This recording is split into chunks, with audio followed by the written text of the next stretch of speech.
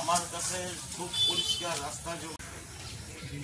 আজকে আমরা পিডব্লিউডি কোয়াই ডিভিশনের নির্বাহী বাস্তুকার এসডিও পিডব্লিউডি এবং এইখানের যে জুনিয়র ইঞ্জিনিয়ার তাদেরকে নিয়ে এলাকাবাসীদের নিয়ে এই রাস্তাটা আমরা ভিজিট করেছি। এই রাস্তা পরিদর্শনকালে আমাদের নোটিশে যেটা এসছে, এই রাস্তা ড্রেন এবং রাস্তা পুরোটাই প্রায় খারাপ হয়ে গেছে। আমি ইঞ্জিনিয়ার সাহেবকে বলেছি চলুন আমরা একসাথে রাস্তাটা ভিজিট করি। আমরা যেই পরিমাণ এস্টিমেটে যা প্রভিশন আছে এখন বর্তমান ওয়ার্ক অর্ডারে এই রাস্তাটা কমপ্লিট করা যাবে না। আমি ওনাকে রিকোয়েস্ট করেছি এখন যে এগ্রিমেন্ট আছে যতটা রাস্তা করা যায় ট্রেনের প্রভিশন সহ ততটা রাস্তার কাজ যাতে করে, বাকি পোর্শন নতুনভাবে এস্টিমেট করে একদম পুরো রাস্তা যাতে করতে পারে সেই ব্যবস্থা করবে। এক্সিকিউটিভ সাহেব আমার প্রস্তাবে রাজি হয়েছে।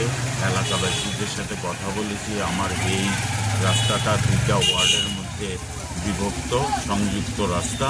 12 নম্বর ওয়ার্ড যেখানে আছে আমার মিউনিসিপ্যাল কাউন্সিলের ভাইস চেয়ারপারসন এর ওয়ার্ড এবং 11 নম্বর ওয়ার্ড এখানে রুমা ধরবুস আছেন, এলাকার যারা এলাকাবাসী তারা আছেন, তারাও এই প্রস্তাবে রাজি হয়েছে যাতে নতুন করে আমরা এই রাস্তাটা করতে পারি।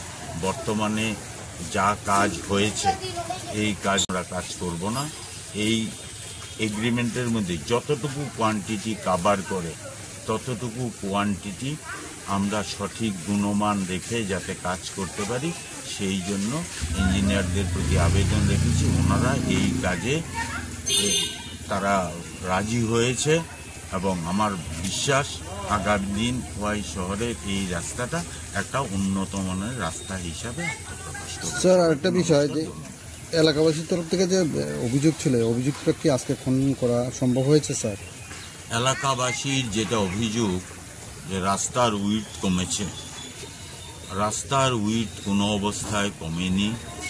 আপনারা সবাই জানেন যখন রাস্তা তৈরি হয় রাস্তার পাশে একটা বার্ম থাকে, এটা মাটি মানুষ চলাচল কিংবা বার্ম থাকে, সেই বার্মটা আজকের দিনেও আছে।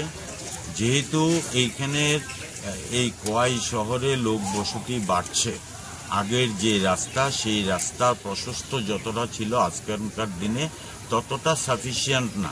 সেই জন্য প্রশস্ত রাস্তা করার জন্য আমি এক্সিকিউটিভ ইঞ্জিনিয়ার সাহেবকে বলেছি ড্রেনের যে ওয়াল, ড্রেনের ওয়াল থেকে শেষ পর্যন্ত যাতে সিসি রোডে কনভার্ট করে, তবে রাস্তার যে উইডটা সেই উইডটা বাড়বে এবং ওনারাও এই প্রস্তাবে রাজি হয়েছে। আগামী দিন যখন কাজ হবে আপনারা দেখবেন।